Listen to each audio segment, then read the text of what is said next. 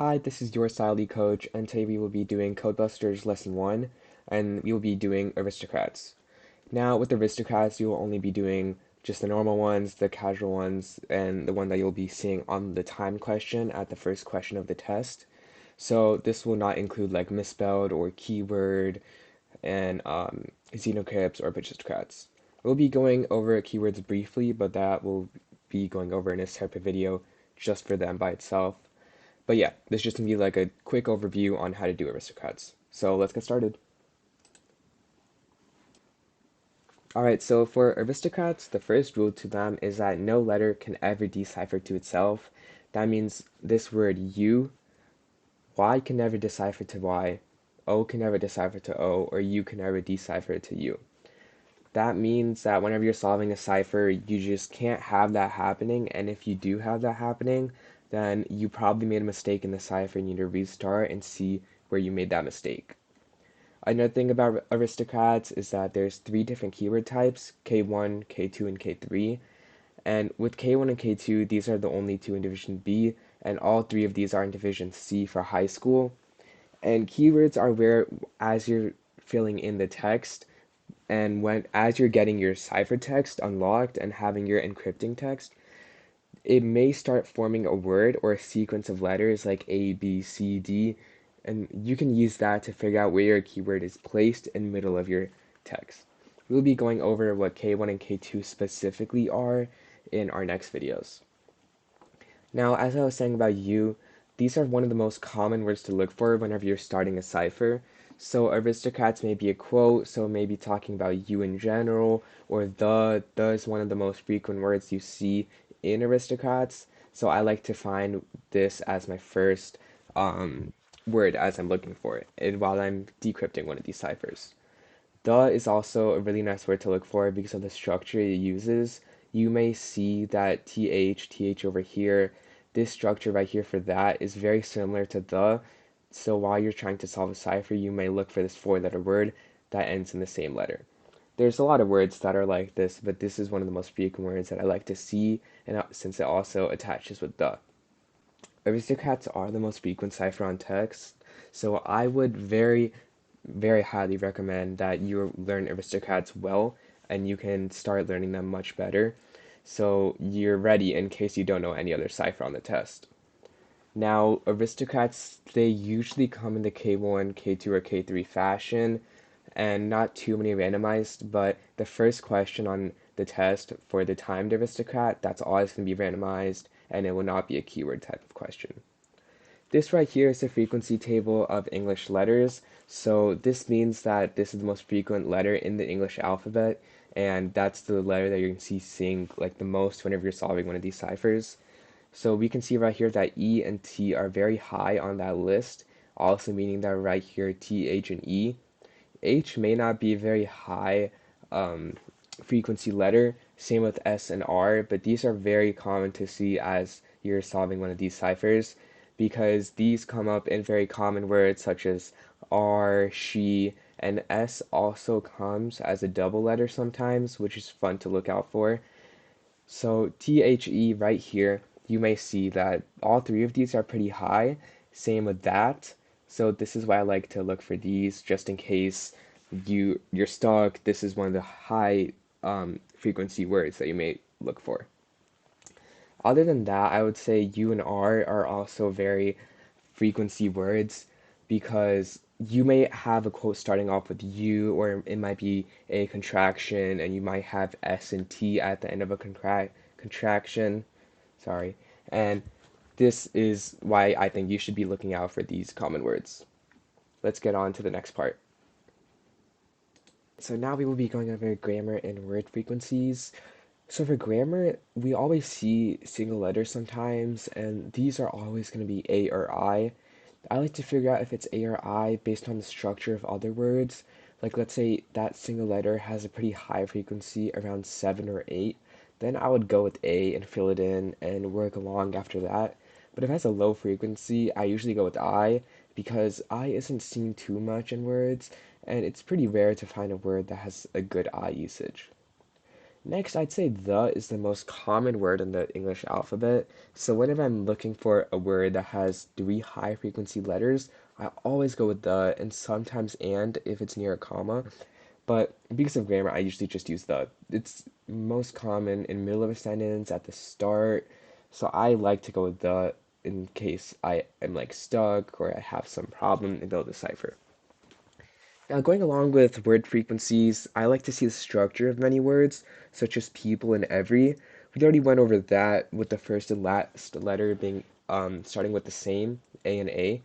So I like to go with people next. I have this high letter E and high frequency E right here near the second and last letter of people. So that is usually a spot for me to catch if it's people or not.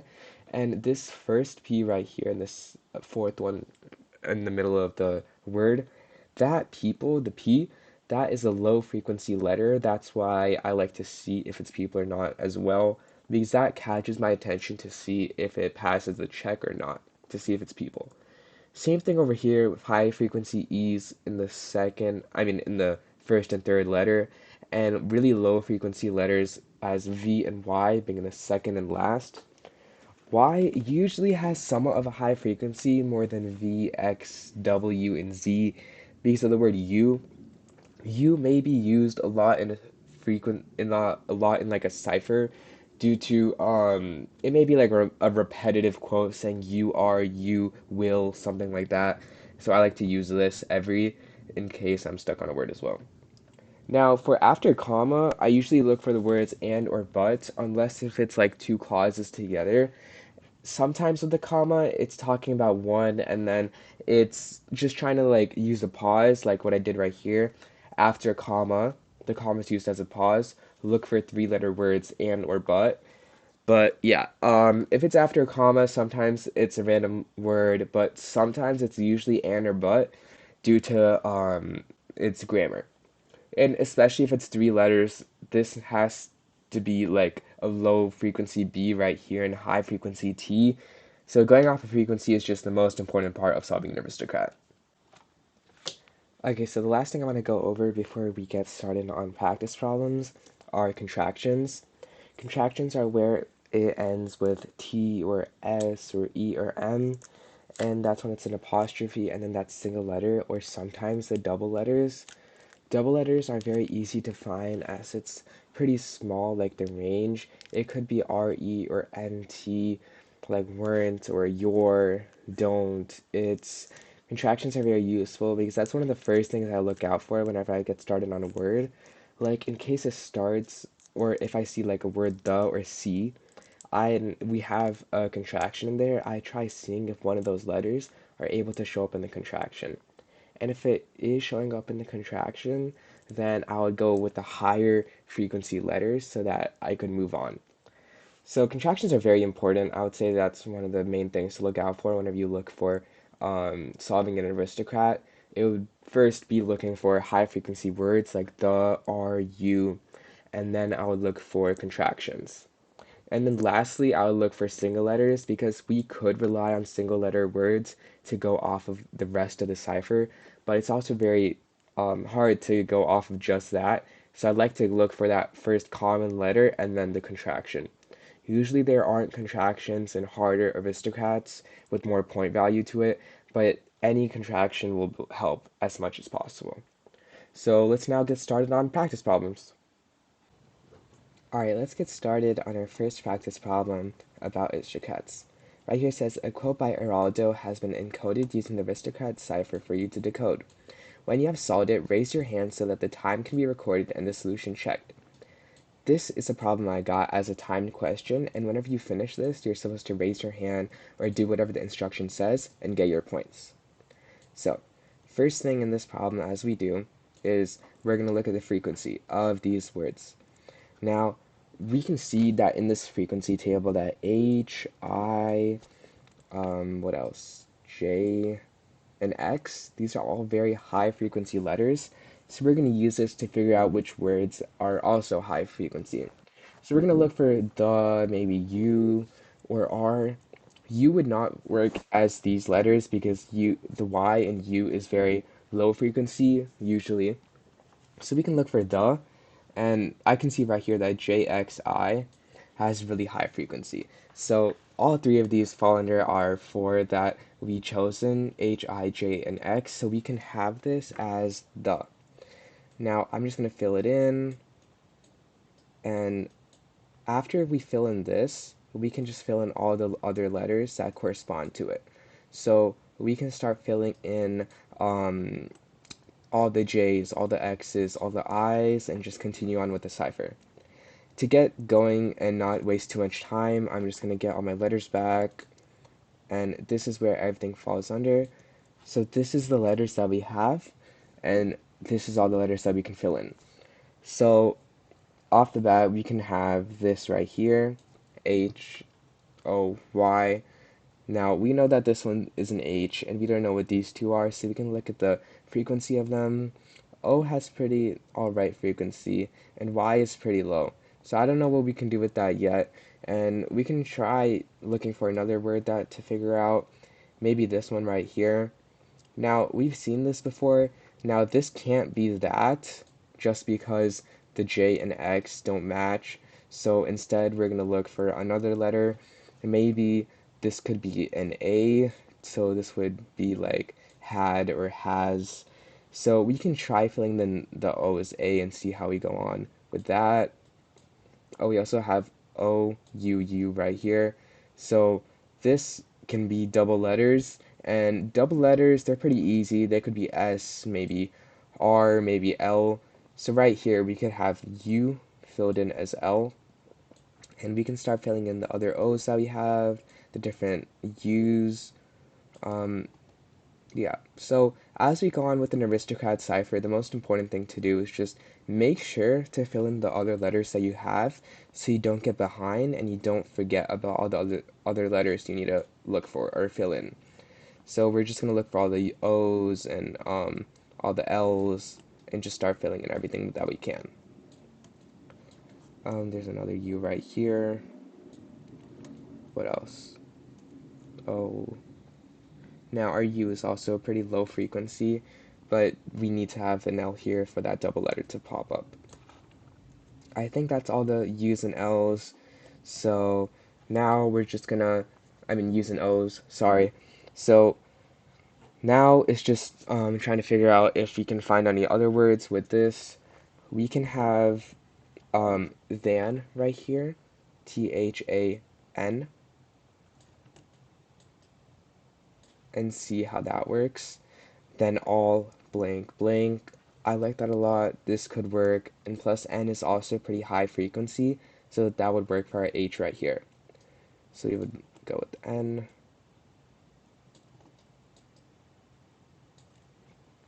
Um, H to N. What else? We have another N right here.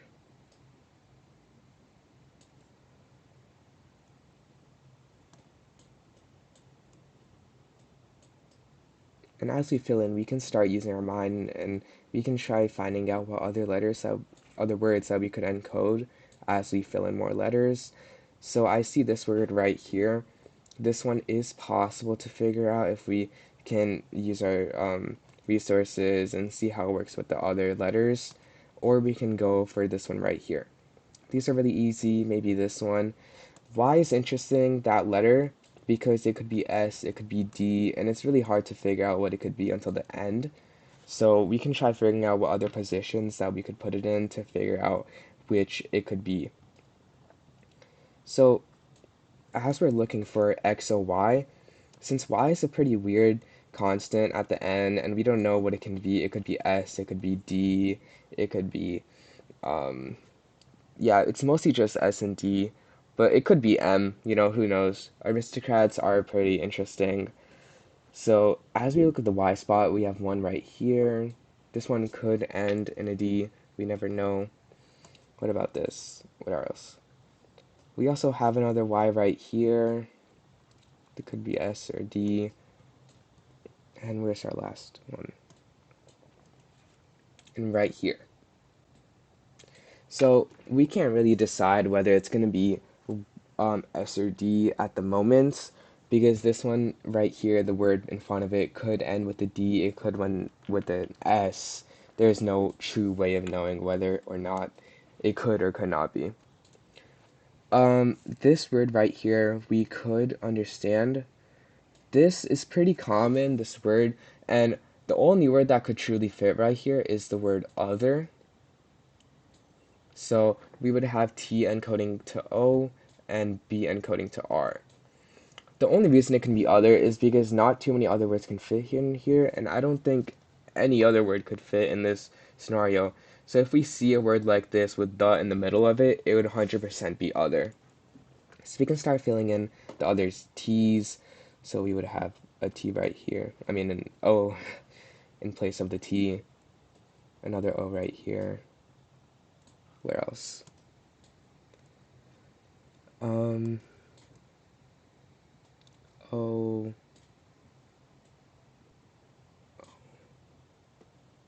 O.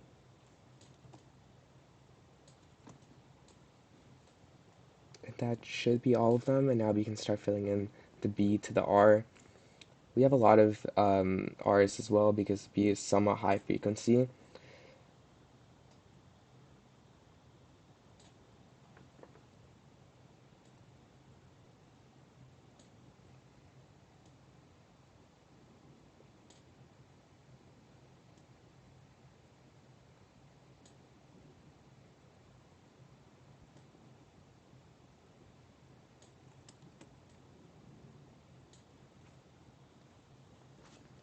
That should be all the B's now.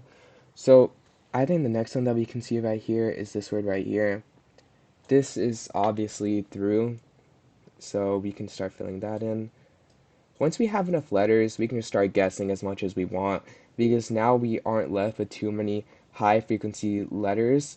So even if we do make a mistake, it won't be too hard to backtrack and find where we messed up at.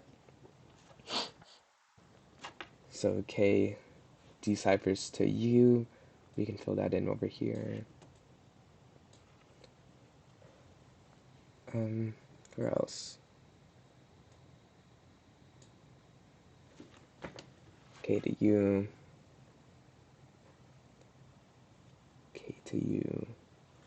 And Z is gonna go to G. We have 3 G's as we can see.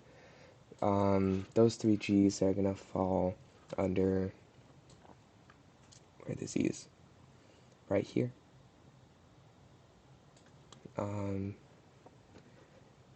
And we have our last Z over where? Right here.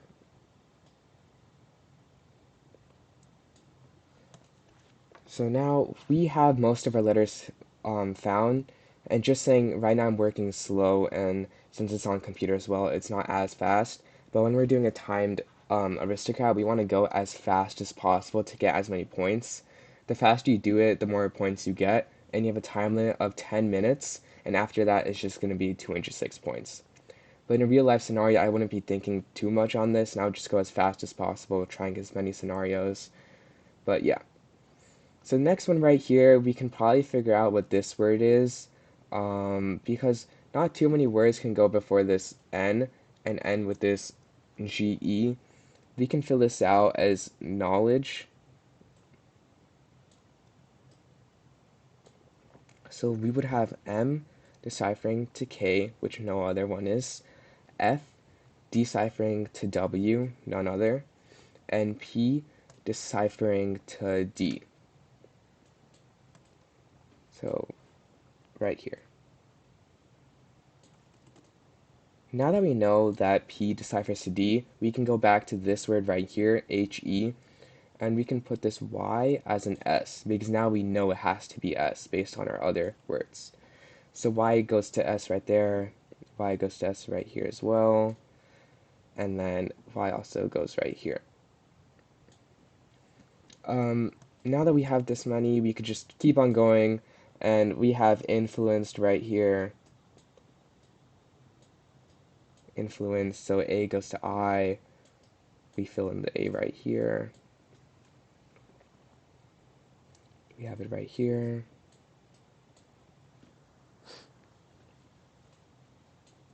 we have another right here. If I am missing it, it's alright, but it's really good to make sure that everything is filled out. So we still don't know what this one is. It has a lot of missing letters, and it's pretty hard to understand. Um, it does have the ing, which is pretty useful. But now we can look at this one. This has to be centuries. So we're going to fill up the W with a C.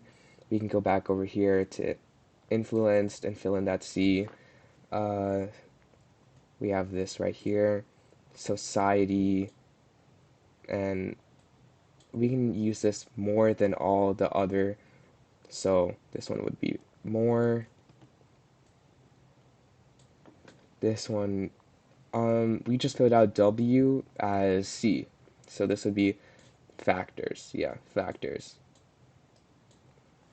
What else? So now we have W and N left, and we know that W does decipher to C. N is only a single letter one, and so is L also deciphers to M. So we know that this is human society and acquiring. Acquiring knowledge through the centuries has influenced human society more than all the other factors. More than all other factors, sorry. And another thing about aristocrats is that in case we don't know what some of these letters are, such as we didn't know what Q was right here, or we just forgot to fill in one of these letters, you're allowed to have a total of 2 mistakes and still get full points for it. This goes for all aristocrats, patristocrats, xenocrypts, and it says so specifically in the rules in case you are having questions about which ones it does go to.